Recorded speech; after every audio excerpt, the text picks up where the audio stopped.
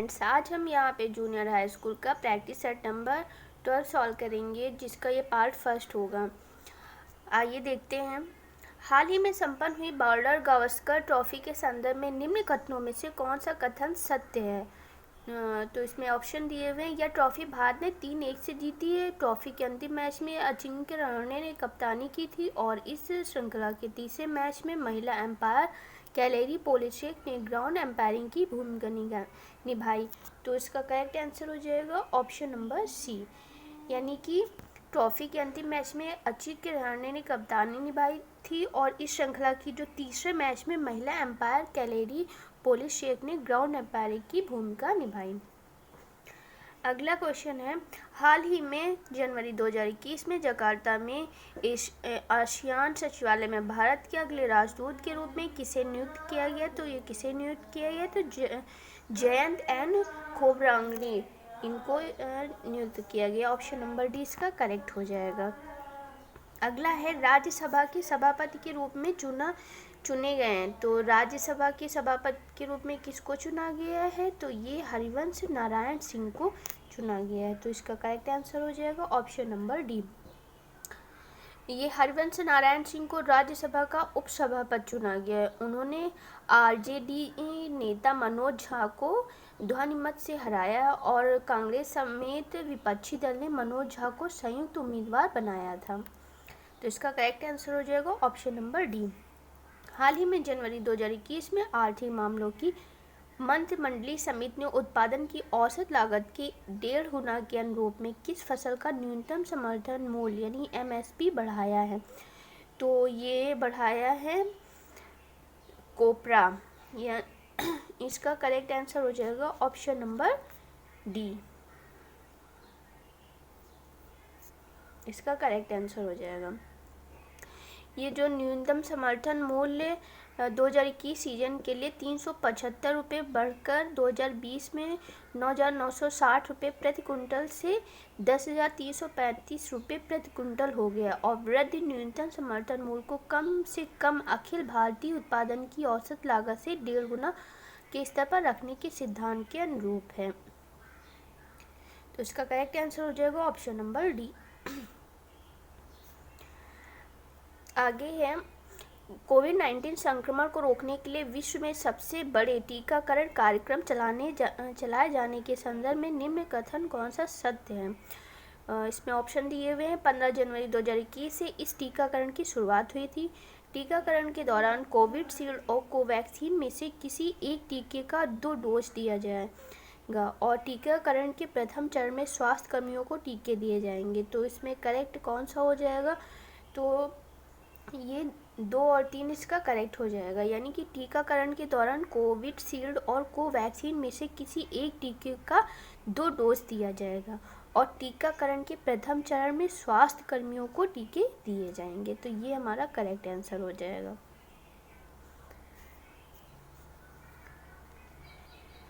आगे है, भारतीय अंतरिक्ष अनुसंधान संगठन यानी इसरो द्वारा हाल ही में किए गए उपग्रह CMS-01 के प्रक्षेपण के संदर्भ में निम्न कथनों में से कौन सा कथन सत्य है? ये पूछा है। तो इसमें ऑप्शन है, CMS-01 एक संचार उपग्रह है। इसका प्रक्षेपण PSLV-C50 यान से किया गया और इस उपग्रह को भू समतल अंतरण कक्षा में प्रक्षेपित किया गया था। तो इसका करेक्ट आंसर हो जाएगा ऑप्शन नंबर डी, यानी 1, 2, 3 ये तीनों ही इसके आंसर सही हो जाएंगे। अगला है, ब्राजील के गणितज्ञ डॉक्टर कैरोलिना अरूजो को वर्ष 2020 का युवा गणितज्ञों का रामानुजन पुरस्कार प्रदान किया गया और यह पुरस्कार प्रदान करता है। तो कौन प्रदान करता है? तो इसका करेक्ट आंसर हो जाएगा भारत सरकार के विज्ञान और प्रौद्योगिकी विभाग, यानी ऑप्शन नंबर डी इसका करेक्ट हो जाएगा। भारत सरकार के विज्ञान और प्रौद्योगिकी विभाग द्वारा यह पुरस्कार प्रदान किया जाता है। अगला है, प्रधानमंत्री नरेंद्र मोदी ने हाल ही में पहली किसान रेल को झंडी दिखाकर रवाना किया था। पहली किसान रेल का परिचालन किन 2 स्थानों के बीच किया गया था? तो ये किन 2 स्थानों के बीच किया गया था? तो ये किया गया था देवलाली यानी कि महाराष्ट्र और दानापुर बिहार से किया गया था। तो इसका करेक्ट आंसर हो जाएगा ऑप्शन नंबर बी। अगला है सीमा सुरक्षा बल बीएसएफ ने हाल ही में अपना 56वां स्थापना दिवस मनाया। इस बल के संदर्भ में निम्न कथनों में से कौन सा कथन सत्य है? ये पूछा है कौन सा कथन सत्य है। तो इसके ऑप्शन है सीमा सुरक्षा बल बीएसएफ पाकिस्तान और चीन के साथ लगती भारतीय सीमा का प्रहरी है, या केंद्रीय रक्षा मंत्रालय के नियंत्रण में आता है और इस बल का आदर्श वाहक जीवन पर्यंत कर्तव्य है। तो इसका करेक्ट आंसर हो जाएगा ऑप्शन नंबर बी। केवल 3 सही है, यानी कि इस बल का आदर्श वाक्य जीवन पर्यंत कर्तव्य। ये जो बल का आदर्श वाक्य जीवन पर्यंत कर्तव्य है, यह बल पाकिस्तान और बांग्लादेश के साथ लगती भारतीय सीमा का प्रहरी है। यानी कि ये पाकिस्तान और चीन के साथ नहीं, ये पाकिस्तान और बांग्लादेश के साथ लगती भारतीय सीमा का प्रहरी है। और भारत और चीन के संघर्ष के बाद भारत की उत्तरी सीमाओं को सुरक्षा प्रदान करने के लिए भारतीय तिब्बत सीमा पुलिस बल यानी कि आईटीबीपी का गठन किया गया था। और बीएसएफ और आईटीबीपी दोनों ही सुरक्षा बल केंद्रीय गृह मंत्रालय के नियंत्रण में आते हैं। तो ये जो बीएसएफ और आईटीबीपी दोनों ही सुरक्षा जो बल हैं, ये केंद्रीय गृह मंत्रालय के नियंत्रण में आते हैं। तो इसमें यहाँ पे पहला जो बोला था कि पाकिस्तान और चीन के साथ सीमाएं लगती हैं भारतीय सीमा की प्रहरी, तो ये बांग्लादेश के साथ में लगते हैं। और जो इसमें यह केंद्रीय रक्षा मंत्रालय के नियंत्रण में आते हैं, तो रक्षा मंत्रालय नहीं, ये गृह मंत्रालय के नियंत्रण में आता है। अगला है हाल ही में किस देश ने 7वीं जनगणना का कार्य प्रारंभ कर दिया है? 7वीं जनगणना का कार्य किसने प्रारंभ किया है? तो ये चीन ने किया है, यानी कि 20 का करेक्ट आंसर हो जाएगा। जनसंख्या के लिहाज से विश्व का सबसे बड़ा देश चीन ने 7वीं जनगणना का कार्य शुरू कर दिया है।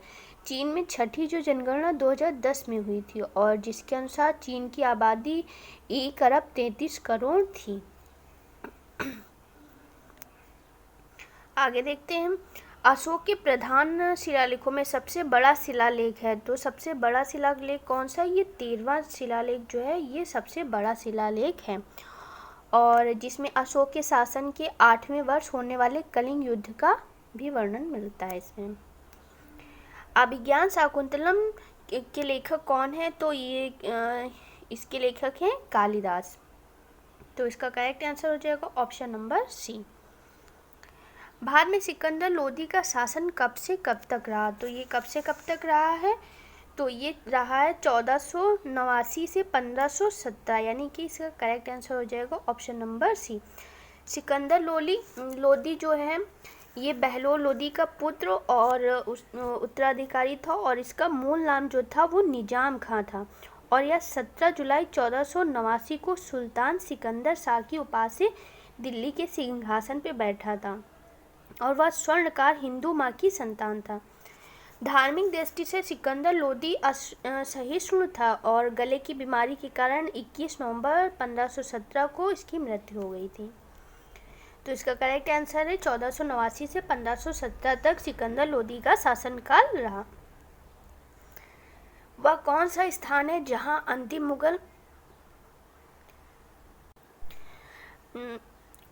मुगल सम्राट बहादुर जफर की मृत्यु हुई थी? तो बहादुर जफर की मृत्यु कहाँ हुई थी? तो ये रंगून में हुई थी। तो इसका करेक्ट आंसर हो जाएगा ऑप्शन नंबर ए। 1857 के विद्रोह के समय बहादुर शाह द्वितीय को हुमायूं के मकबरे से गिरफ्तार किया गया था, और उसे हडसन ने रंगून निर्वासित कर दिया था, जहां 1862 में जफर की मृत्यु हो गई थी। अगला है, निम्न में से कौन सा सुमेलित नहीं है? इसमें पूछा है कौन सा सुमेलित नहीं है। तो पहला बाबरनामा किसने लिखी? तो ये बाबर ने, तो ये सही है। शाहजहां नाम ये किसने लिखी? तो मोहम्मद ताहिर इनायत खां, ये भी सही है।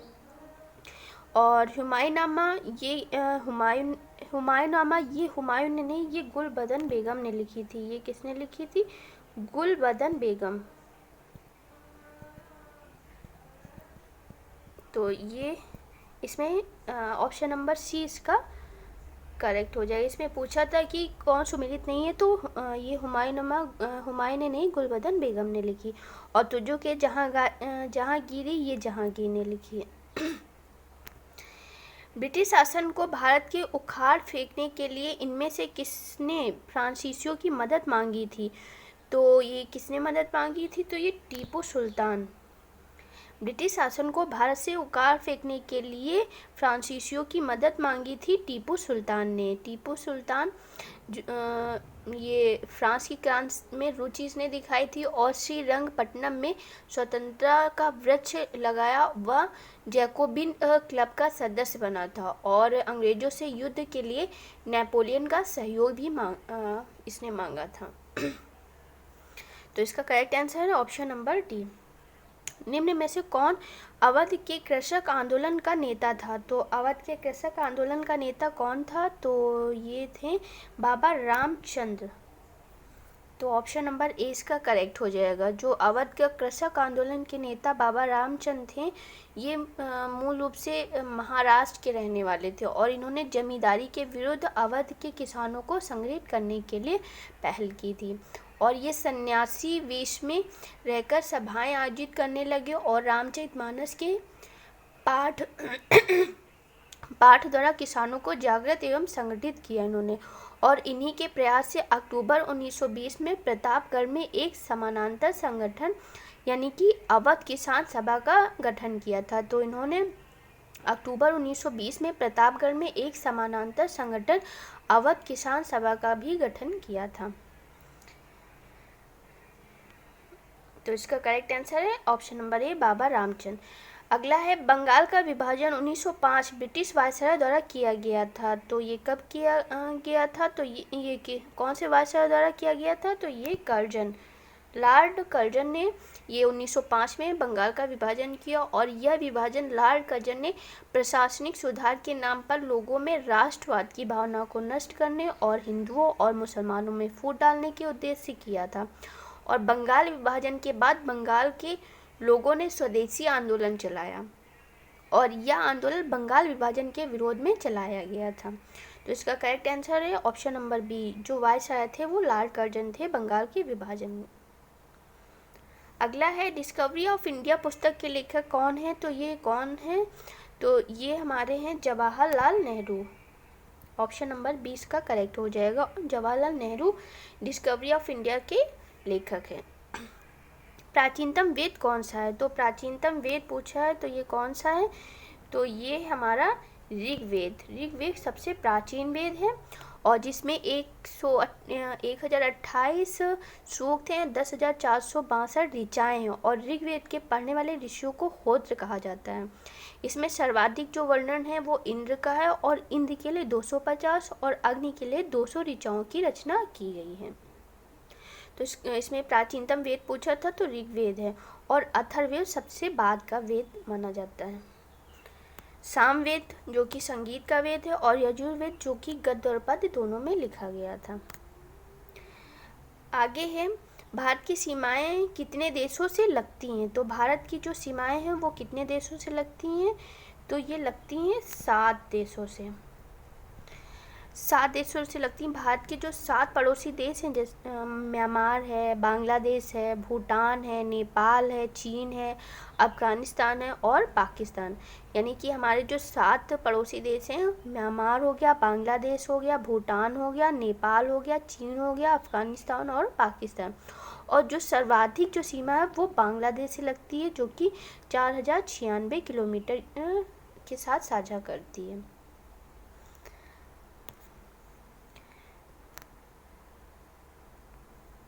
अगला है निम्न में से कौन सी झील मणिपुर में स्थित है? तो मणिपुर की कौन सी है? तो ये लोकटक झील। लोकटक झील जो है ये मणिपुर की ये झील है, मणिपुर में स्थित है जो कि ताजे पानी की एक बड़ी झील है। और ये झील मणिपुर की राजधानी इम्फाल में 53 किलोमीटर दूर और दीमापुर रेलवे स्टेशन के निकट है।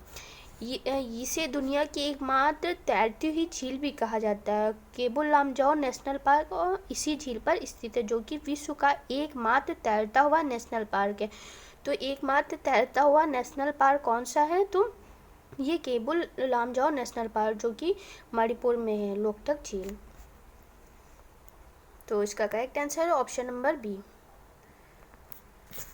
ओके फ्रेंड्स, आज के लिए बस इतना ही। और ये वीडियो जो था ये प्रैक्टिस सेट नंबर 12 का पार्ट 1 था। इसके बाद पार्ट 2 जल्दी अपलोड हो जाएगा। और अगर आपने अभी तक मेरे चैनल को सब्सक्राइब नहीं किया है तो इसे सब्सक्राइब कर दें, लाइक एंड शेयर कर दें। Okay friends, thank you.